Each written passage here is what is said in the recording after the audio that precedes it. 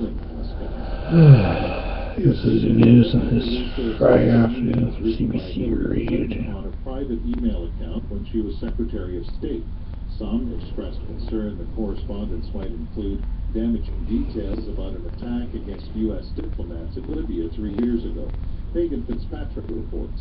The New York Times had actually gotten their hands on a few of the emails yesterday, and the newspaper has been reporting that the emails that they've seen, at least, appear to back up Hillary Clinton's claim that she wasn't conducting any classified government business on this personal email account through her personal server. But some of these emails were labeled SBU, sensitive but unclassified. Some of the documents detailed the whereabouts of certain State Department officials in Libya well before the 2012 attack, but still shedding some light on the security situation in that country.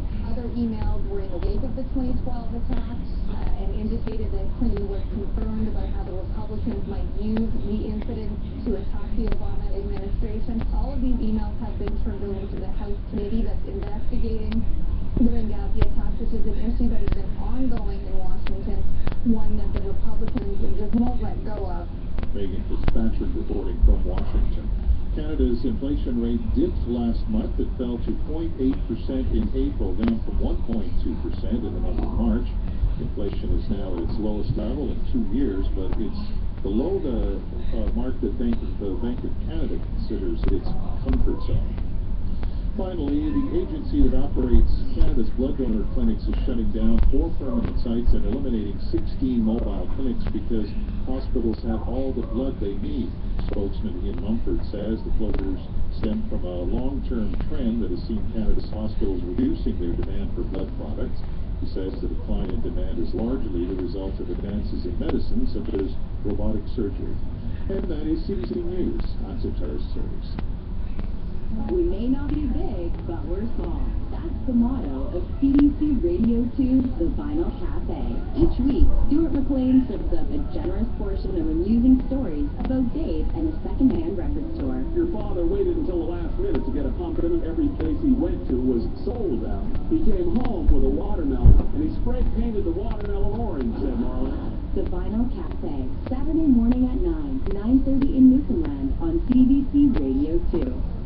CBC Music, Canada's free online music service with over 50 web radio stations. Experience the calm of classical serenity. This relaxing mix will provide a beautiful background to your day.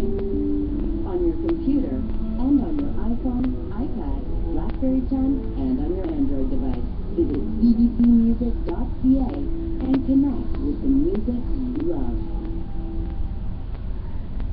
This is Tempo, your classical companion.